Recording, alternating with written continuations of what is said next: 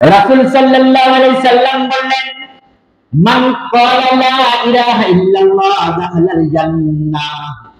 যেই ব্যক্তি মুখে স্বীকার করবে লা ইলাহা ইল্লাল্লাহ, সেই ব্যক্তি জান্নাতে প্রবেশ করবে। সে জান্নাতে প্রবেশ করে আছে, এর ভিতরে আর কোনো সন্দেহ নাই। আসসালামু আলাইকুম ওয়া রাহমাতুল্লাহি ওয়া বারাকাতুহু।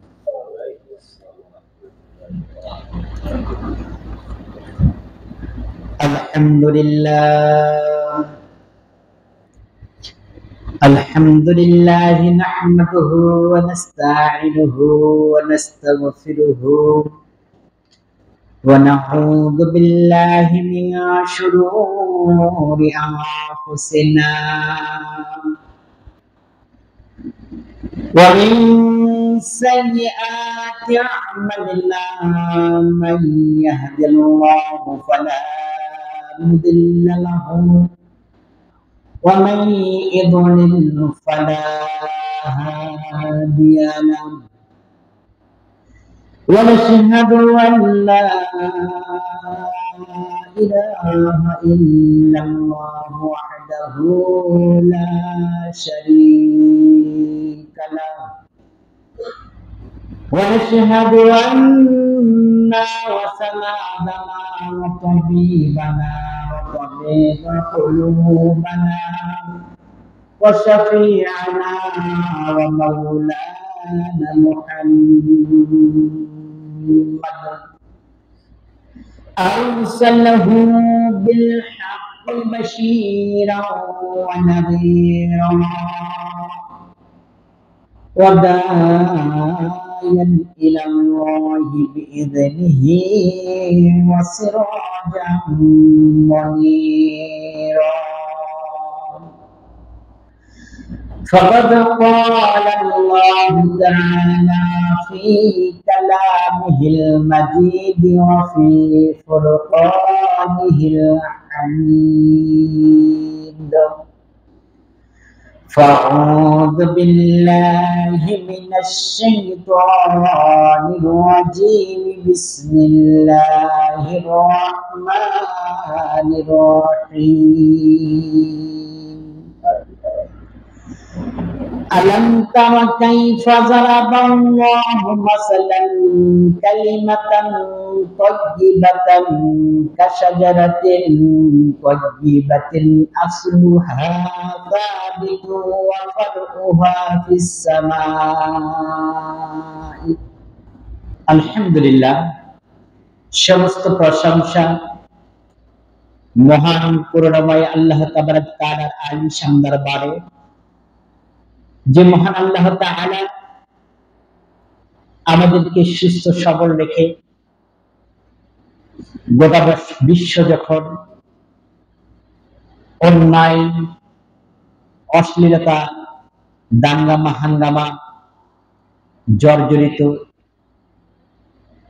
গোটা বিশ্ব যখন হাহাকার, ঠিক সেই মুহূর্তে আমরা মুহররম মাসের তৃতীয় জুমায় দুই রাকাত জুমার নামাজ পড়ার লক্ষ্যে বাইতুর রহমত জামে মসজিদে উপস্থিত হয়ে কালামে হাকিম থেকে কয়েকটি আয়াত তেলাওয়াত করা এবং শ্রবণ করা, রাসূল আকরাম সাল্লাল্লাহু আলাইহি সাল্লামের প্রতি দরুদ পড়ার যে তৌফিক আতা করেছেন, এই জন্য মহান আল্লাহ তাআলার দরবারে আমরা কালিমাতুশ শুকর আদায় করছি। সবাই জবান খুলে বলে আলহামদুলিল্লাহ। দরুদ পড়ছি আমাদের মানবতার মুক্তিযোদ্ধার উপর, সবাই পড়ি সাল্লাল্লাহু আলাইহি ওয়াসাল্লাম। সম্মানিত দিনদার পরহেজগার ভাইদের দৃষ্টি আকর্ষণ করে বলছি, আমি বেশ কয়েক জুমা আলোচনা করলাম মোটামুটি জাহান্নামের উপর, কোন কাজ করলে আমরা জান্নাত না পেয়ে জাহান্নামের অধিবাসী হব, সেই সম্পর্কে বেশ কিছু আলোচনা বিগত কয়েক জুমা আলোচনা করেছি। আজকে আমি আপনাদের সম্মুখে একটা আশার বাণী স্বরূপ একটা আয়াত তেলাওয়াত করেছি, যে আয়াতের মধ্যে খুব সুন্দর বিশ্লেষণ, উপমা, এক্সাম্পল, উদাহরণ টেনেছেন আল্লাহ তাআলা নিজেই। তো আল্লাহ তাআলা আমাকে যদি তাওফিক আতা করেন এর উপর কিছু আলোচনা করব, মা তাওফিকি ইল্লা বিল্লাহ। এখন আসি আমাদের ঈমানের পরিধিটা কেমন। গত জুমায় আমি আলোচনা করেছিলাম আমাদের প্রকাশ্য শত্রু ইবলিস, সে জান্নাতে আমাদেরকে, আমাদের আদি পিতা আদম আলাইহিস সালামকে ওয়াসওয়াসা দিয়ে গন্ধম নামক ফল গ্রহণ করাইছেন আমাদের পিতা এবং মাতাকে। সেই শত্রু কেমন সেটা কোরআনুল কারিমে আমরা এর বিশ্লেষণ খুব সুন্দরভাবে পেয়েছি। তো যদি শত্রু আমাদের প্রকাশ্য হয়, সামনে যদি থাকে, তাহলে তাকে প্রতিহত করার মতো যাই হোক আমাদের ব্রেন দ্বারা আমরা চেষ্টা করতাম। কিন্তু এমন এক শত্রু আল্লাহ তাআলা বললেন যে তোমাদের প্রকাশ্য শত্রু, কিন্তু তাকে আমরা চোখ দিয়ে দেখতে পাই না, কান দিয়ে আমাদের কথা শুনতে পাই না, আমাদের শিরায় শিরায় উপশিরায় আমাদের প্রবেশ করে আদম সন্তানদেরকে পদস্খলন ঘটাচ্ছে সর্বদা। আল্লাহ তাআলার যে কাজ, সেই কাজ থেকে বিচ্যুত করে জাহান্নামের পথে মানুষদেরকে অগ্রসর করার জন্য তৎপর। কিন্তু এখান থেকে আমাদের উদ্ধারের উপায় কি, আমাদের বাঁচার উপায় কি, আমাদের জান্নাত নামক জায়গা, যেটা আমাদের পিতা এবং মাতা প্রথম যেখানে আল্লাহ তাআলা স্থান দিয়েছিলেন, সেই জায়গায় আমাদের উপনীত হওয়া কলা কৌশল গুলো আল্লাহ তাআলা আমাদেরকে দিয়েছেন কিনা সেটাও জানার দরকার, তাই কিনা? আমি একটা হাদিস তেলাওয়াত করেছি, রাসূল বলেছেন মান ক্বালা লা ইলাহা ইল্লাল্লাহ দাখালাল জান্নাহ। যেই ব্যক্তি, রাসূল বলেছেন, যেই ব্যক্তি মুখে বলবে লা ইলাহা ইল্লাল্লাহ, সেই ব্যক্তি জান্নাতে প্রবেশ করবে। যেইভাবে আমরা সুবহানাল্লাহ বললাম, মনে হচ্ছে এই অফারটা খুবই কম, এর চেয়ে আরো বড় অফার দরকার, তাই না? একটু সুবহানাল্লাহ বললে ক্ষতি হবে না। সুবহানাল্লাহ শব্দটা তাদের মুখ থেকেই বের করা যারা জান্নাতি। কারণ আমি কি এই যে শাহজাহান ভাইয়ের জায়গাতে গাছ রোপণ করলে ওই গাছ আমার হবে না শাহজাহান ভাইয়ের হবে? জায়গা যার গাছ তাই, অর্থাৎ জায়গা না থাকলে গাছ রোপণ করে কোনো লাভ নাই। হাদিসে এসেছে যদি কোনো ব্যক্তি খালেস নিয়তে একবার সুবহানাল্লাহ পড়েন, আল্লাহ তাআলা তার জন্য জান্নাতের মধ্যে এমন একটা বৃক্ষ দিবেন, যে বৃক্ষের ছায়ায় একজন ব্যক্তি 1000 বছর সবচেয়ে তেজস্বী ঘোড়ার পিঠে সওয়ার হয়ে 1000 বছর যদি যায়, তাও সেই জান্নাতের ওই গাছের বৃক্ষের ছায়া টপকাতে পারবে না। তাহলে আমার আপনার ভাগ্যে যদি জান্নাত না থেকে থাকে, তাহলে আমি কি সেখানে গাছ লাগাতে পারবো? আমার আপনার মুখ দেখে সুবহানাল্লাহ এই শব্দটা কি উচ্চারণ হবে? তো এই সুবহানাল্লাহ বললেও কি তাহলে ক্ষতি? রাসূল সাল্লাল্লাহু আলাইহি সাল্লাম বললেন মান ক্বালা লা ইলাহা ইল্লাল্লাহ দাখালাল জান্নাহ। যেই ব্যক্তি মুখে স্বীকার করবে লা ইলাহা ইল্লাল্লাহ, সেই ব্যক্তি জান্নাতে প্রবেশ করবে। সে জান্নাতে প্রবেশ করে আছে, এর ভিতরে আর কোনো সন্দেহ নাই। এই মান ক্বালা লা ইলাহা ইল্লাল্লাহ, লা ইলাহা ইল্লাল্লাহ এই বাক্যটার মর্যাদাটা কেমন, সেই সম্পর্কে আমি তেলাওয়াত করেছি সূরা ইব্রাহিম এর 24 নাম্বার আয়াত। সেই 24 নম্বর আয়াতে আল্লাহ তাবারাক তাআলা বললেন, আলাম তারা কাইফা যারাবাল্লাহু মাসালান কালিমাতান তাইয়্যিবাতান কাশাজারাতিন তাইয়্যিবাতিন আসলুহা সাবিতু ওয়া ফারউহা ফিস সামা। আল্লাহ নিজেই ইরশাদ করলেন, আলাম তারা, আমি তোমরা কি লক্ষ্য করো নাই? যারাবাল্লাহু, আলাম তারা কাইফা, তোমরা কি লক্ষ্য করো নাই আমি কিভাবে দৃষ্টান্ত দেই? যারাবাল্লাহু, আল্লাহ দৃষ্টান্ত দিয়েছেন, মাসালান কালিমাতান তাইয়্যিবাতান, এমন একটা দৃষ্টান্ত, এমন একটা পবিত্র বাক্য, যেই পবিত্র বাক্যটা হলো কাশাজারাতিন তাইয়্যিবাতিন, একটা পবিত্র গাছ। আমি এমন একটা পবিত্র বাক্যের উদাহরণ তোমাদের কাছে দিচ্ছি, তোমরা কি সেটা লক্ষ্য করতেছ না? যেই পবিত্র বাক্যটা হলো একটা পবিত্র বৃক্ষ। আসলুহা সাবিতু, যার মূলটা হলো নিচের দিকে, ওয়া ফারউহা ফিস সামা, আর যার শাখা প্রশাখা গুলো হলো আসমানের দিকে। সুবহানাল্লাহ। এর আগেও সামান্য একটু আলোচনা করেছিলাম আপনাদের কাছে এইটুকু। তাহলে একটা পবিত্র বাক্যটা কেমন? একটা পবিত্র গাছের মতো। যে পবিত্র গাছটা হলো যার মূলটা হলো নিচের দিকে, আর যার শাখা প্রশাখাটা হলো আসমানের দিকে। সেই পবিত্র বৃক্ষটা কি আমার আপনার জানা আছে কিনা জানি না, খেজুর বৃক্ষ। এই পৃথিবীর মধ্যে যত রকমের আপনি বৃক্ষ রোপণ করুন না কেন, প্রত্যেকটা বৃক্ষ রোপণ করার জন্য অ্যান্টিবডি দরকার, একটা বেড়ার দরকার, তাকে প্রটেক্ট করার জন্য একটা আবরণ দরকার হয়। আল্লাহ তাআলা এমন একটা বৃক্ষ দিলেন, যে বৃক্ষকে বড় হওয়ার সময় রোপণ করলাম, এরপর থেকে কোন রকমের চারিদিক দিয়ে অ্যান্টিবডি দিতে হয় না, বেড়া দিতে হয় না, তাকে আবরণ দিতে হয় না, সে অটোমেটিকলি আস্তে আস্তে আস্তে আস্তে বড় হয়ে যায়। প্রত্যেকটা বৃক্ষের দেখবেন যে পাতাগুলো, শাখা প্রশাখাগুলো ডানে বামে সামনে পিছনে চলে গেছে, কিন্তু আল্লাহ তাআলা খেজুর বৃক্ষ এমন একটা দিয়েছে, যতক্ষণ পর্যন্ত ওই ডালটার সতেজ থাকবে, তার প্রত্যেকটা পাতা আসমানের দিকে থাকে। সুবহানাল্লাহ। আর যার মূলটা হলো নিচের দিকে।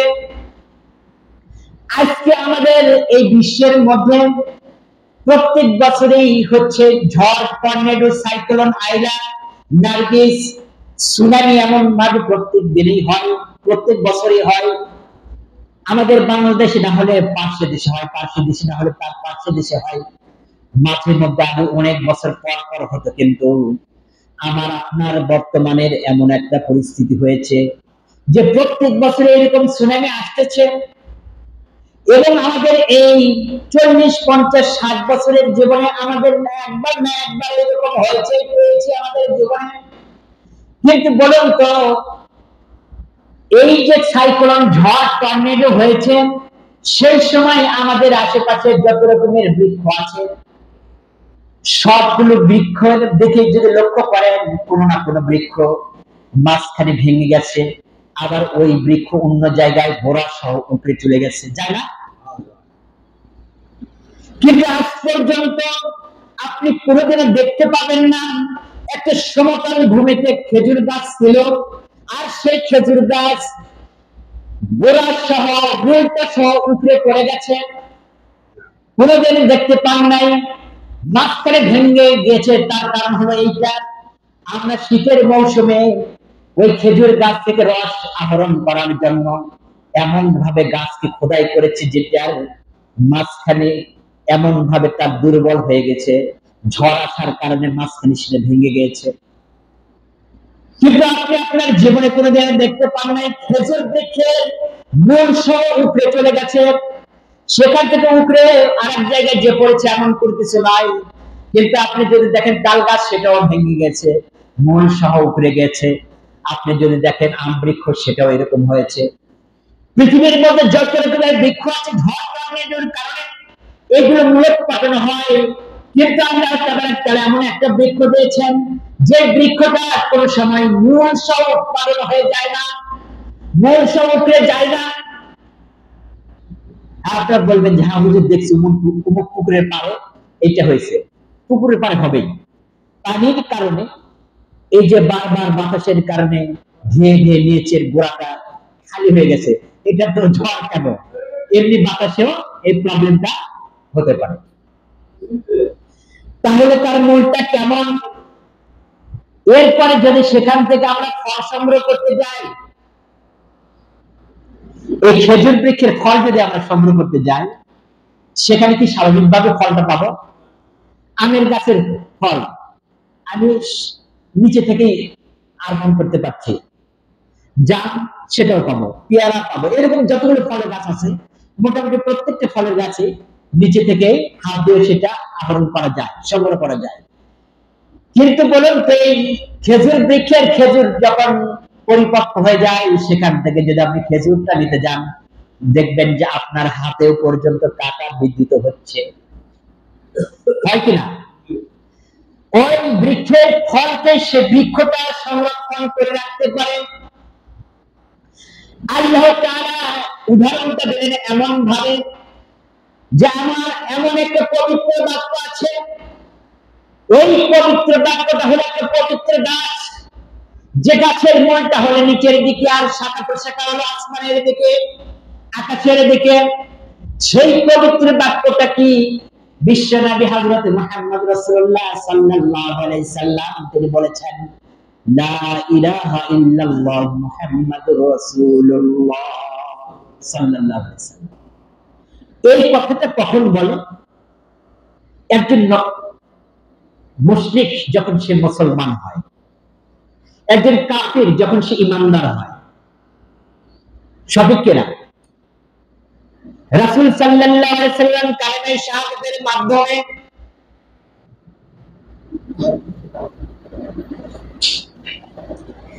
মানুষদেরকে দাওয়াত দিয়েছেন, কালেমা তাইয়্যিবার মাধ্যমে মানুষদেরকে দাওয়াত দিয়েছেন। এই কালেমা তাইয়্যিবা লা ইলাহা ইল্লাল্লাহ একটা সেন্টেন্স, মুহাম্মদুর রাসূলুল্লাহ একটা সেন্টেন্স।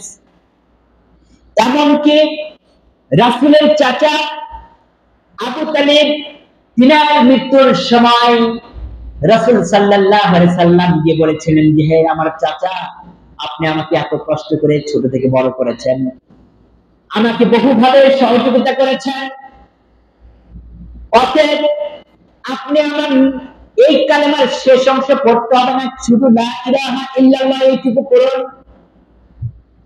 আবু তালিব কিন্তু সেটাও পড়ে নাই। কেন পড়লেন না? এইটা আমাদের জানার বিষয়। আরবিটা আমরা বেশি ভালো বুঝবো না, সৌদি আরবের লোকেরা বেশি ভালো বুঝবে। ওরা যদি লা ইলাহা, লার পরে ইলাহা, হাতে কি আছে? জবর। এখানে যদি জবর না থেকে যদি পেশটা থাকতো, তাহলে ওই সময় যতগুলো কাফের ছিল সকল কাফেররা এই লা ইলাহা এই শব্দটাকে মেনে নিত। ইলাহা না হয়ে লা ইলাহা হু যদি হতো, সেই সময় সবাই মেনে নিত। কারণটা কি? এখানেও আরবি গ্রামারের একটা খেলা আছে। এই লাকে বলা হয় লাইনাতিনিল জেন্স। লাইনাতিনিল জেন্স যদি হয়, এই লার পরে যে শব্দটা আসবে এসিম বিশেষ্যতা আসবে, সেই বিশেষ্যতা যদি পেশ বিশেষ্য হয়, তাহলে লাইনাতিনিল জেন্স হয় না, ওটা হয় মালা মুশাব্বাহাতাইন বিলাইসা। আর যদি জবর আসে তাহলে হয় এটা লাইনাতিনিল জেন্স। অর্থটা কেমন হবে? অন্য একটা এক্সাম্পল দেই। লা রাজুলা ফিদ্দার, লা মানে নাই, রাজুলা মানে কোন পুরুষ, ফিদ্দার এই ঘরের ভিতর, এই ঘরের মধ্যে পুরুষ নাই। এই অর্থ দ্বারা বোঝায় যে এমন হতে পারে ওই যে ছোট্ট একটা বাচ্চা, ও তো হচ্ছে শিশু, ও কিন্তু অ্যাডাল্ট নয়, সেইটা নয়। ওই বাচ্চা সহ কোন পুরুষ জাতির কেউ এই ঘরের মধ্যে নাই। কিন্তু ওটাই যদি বলা হতো লা রাজুলু ফিদ্দার, এই ঘরের মধ্যে পুরুষ নাই, অর্থাৎ এইটা কোনো অ্যাডাল্ট পুরুষ নাই, সাধারণ কোনো পুরুষ নাই, কিন্তু ছোট বাচ্চাটা আছে। এখানে যেটা বুঝেছে লা ইলাহা ইল্লাল্লাহ, আল্লাহর জাতি, এটা কেহই নাই আল্লাহ ছাড়া। উপাসনা করতে হবে, যার অর্চনা করতে হবে, যাকে পূজা করতে হবে, যার ইবাদত করতে হবে, যার হুকুমকে ফলো করতে হবে, ওনাকে মানতে হবে। এই জাতির মধ্যে কেউ নাই শুধু আল্লাহ ছাড়া। ওই ইলাহার হাতে যদি পেশ হইতো তাহলে লাখ মানব উজ্জার যতগুলো আছে তাদের প্রভু হিসাবে তাদের পূজা অর্চনা করা যাইতো। ওই সময় আবু জেহেল, উতবা, সাইবা, মুগিরা যতগুলো কাফের ছিল তারা গ্রামার আমার আপনার মতো এরকম কম বসতো না। যার কারণে ওরা এই কালিমা তাইয়্যিবাকে সেটা মেনে নিতে পারে নাই।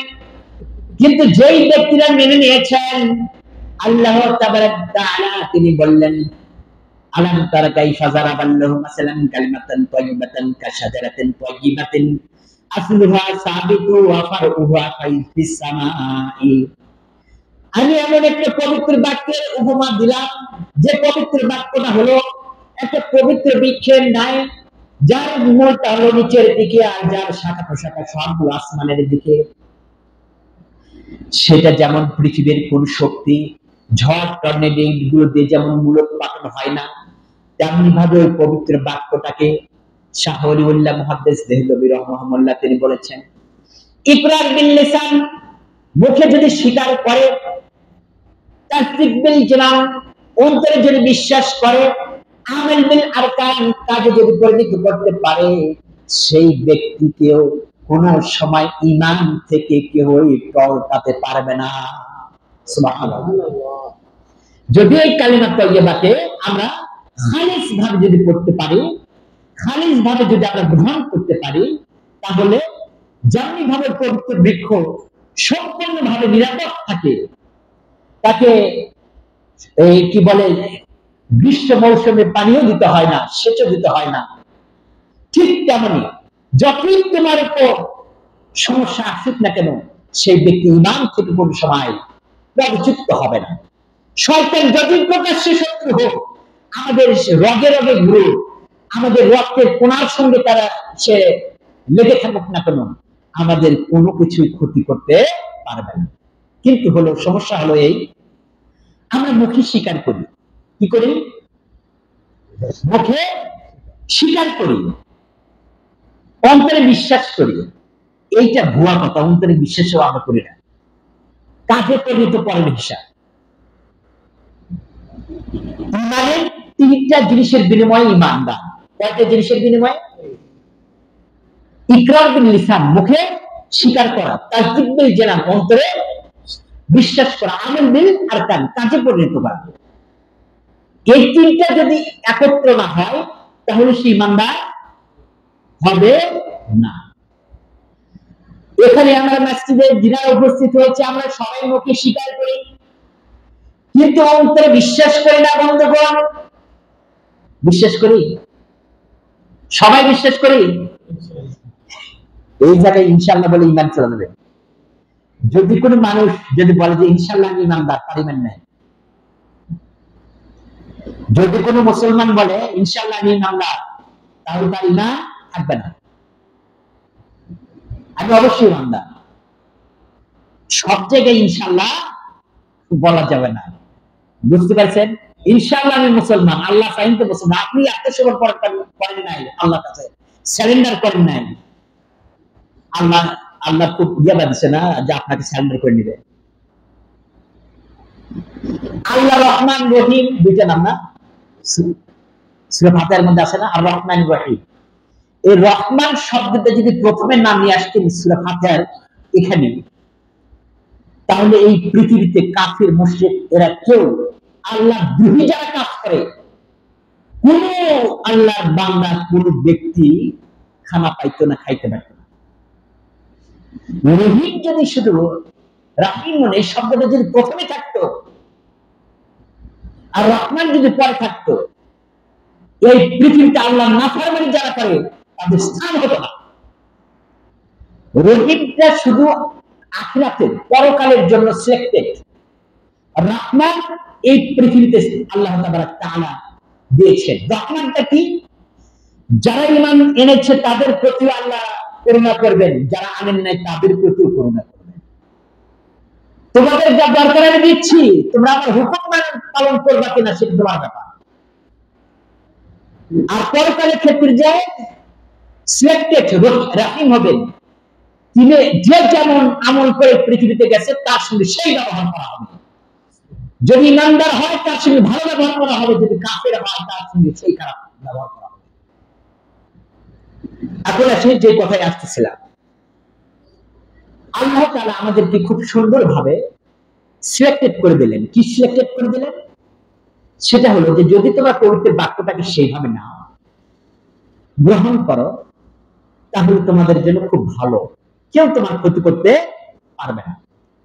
কিন্তু সমস্যা হলো এক জায়গায়, সেটা হলো আমি আপনি মুখে স্বীকার করি, কালেমা তয়্যিবা যদি শোনা হয়, মসজিদে জেনারেল উপস্থিত হয়েছেন ইনশাআল্লাহ, সহিহ হোক আর গায়রে সহিহ হোক, শুদ্ধ হোক আর অশুদ্ধ হোক, সবাই আমরা মুখে বলতে পারবো, তাই না? কিন্তু মন্ত্র বিশ্বাস আমরা করি না। বললেন হুজুর এইটা কেন? আমাদেরকে ইমানদারের খাতার থেকে নাম কাটা দেওয়া কি এটা আপনার জরুরি হয়ে গেল? জরুরি না। বিশ্বাসটা কেমন? আগুনের মধ্যে হাত দিলে কি হবে ভাই? এখানে এই যে টুপির সকেট আছে, ওই সকেটের মধ্যে যদি আমি আঙ্গুলটা ঢুকে দেই তাহলে আমার কি হবে? আমি শক খাবো এটা জানা কি আমি ওখানে হাত দিব? আমার হাত পুড়ে যাবে কি আগুনের মধ্যে হাত দিব? আমি সাঁতার পারি না, খুব গভীর একটা পুকুর, সেই পুকুরে কি আমি লাফ দিয়ে ঝাঁপ দেব? এটা ভালো মানে স্বাভাবিক সুস্থ ব্রেনের কি অধিকারী কোনো ব্যক্তিটা কাজ করবে?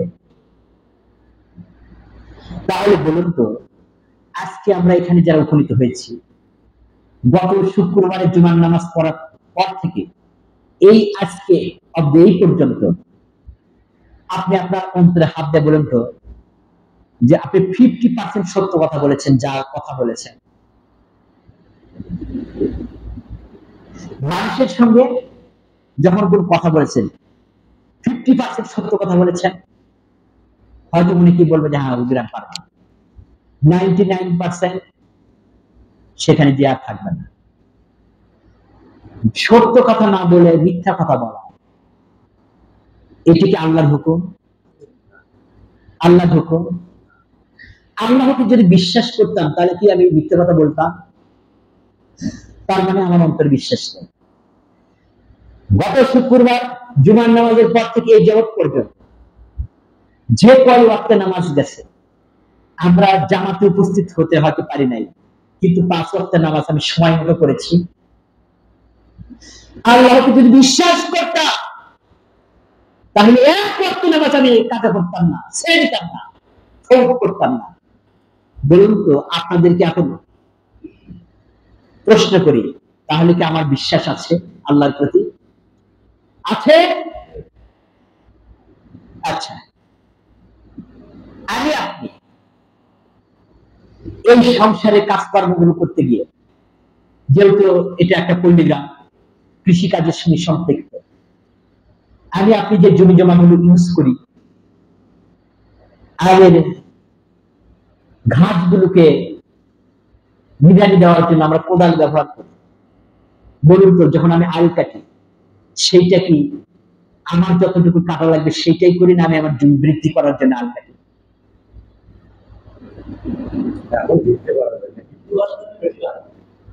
তাহলে বলুন তো, আল্লাহর প্রতি বিশ্বাস যদি থাকে তাহলে এই কাজ করা কি সঠিক হবে?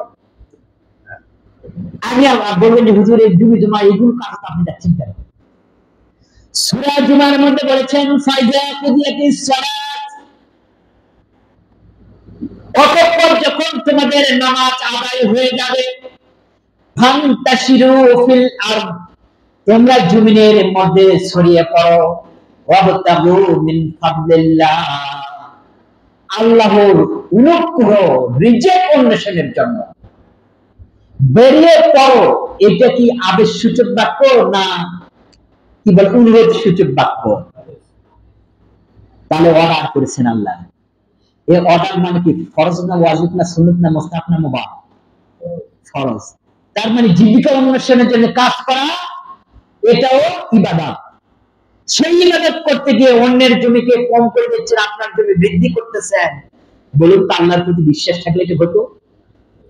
আমাদের মৃত্যু হবে, কবরে যে সওয়াল জবাব হবে, এরপরে আমার হাসির ময়দান উপস্থিত হবে, সেখানে গিয়ে দাড়ি পাল্লা মিজান নামক একটা নীতি থাকবে, যেখানে এক সরিষার দানা নয়, এক অণু পরমাণু পর্যন্ত সেটাকে ওজন করা হবে।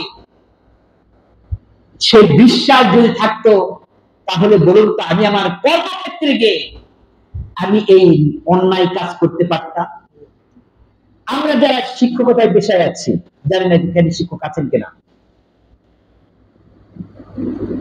একটা ক্লাসে যদি 50 জন স্টুডেন্ট থাকে, কতজন?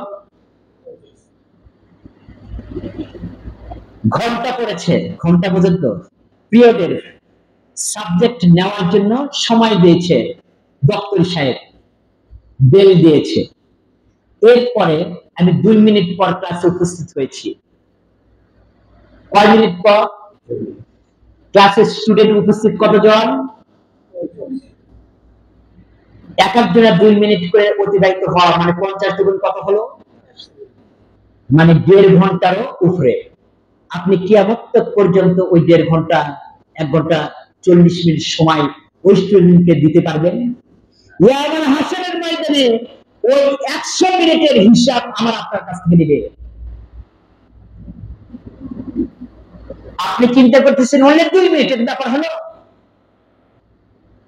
আজকে বিশ্বের মধ্যে একটু খেয়াল করে দেখুন, শিক্ষকের সন্তানেরা হায়ার এডুকেটেড পার্সন হতে পারে না।